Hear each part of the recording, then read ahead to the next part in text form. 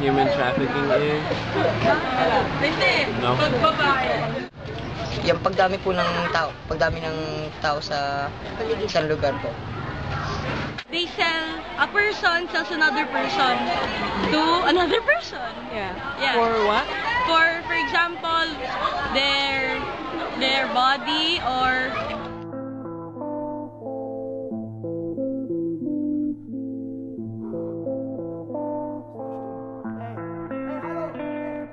no, not here, outside Oriental Mindoro. Oh. Yeah. But as far as Calapan and Mindoro is concerned, I haven't heard anything yet.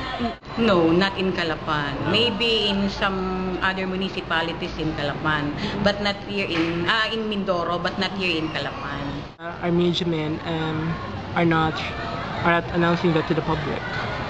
So I guess there isn't.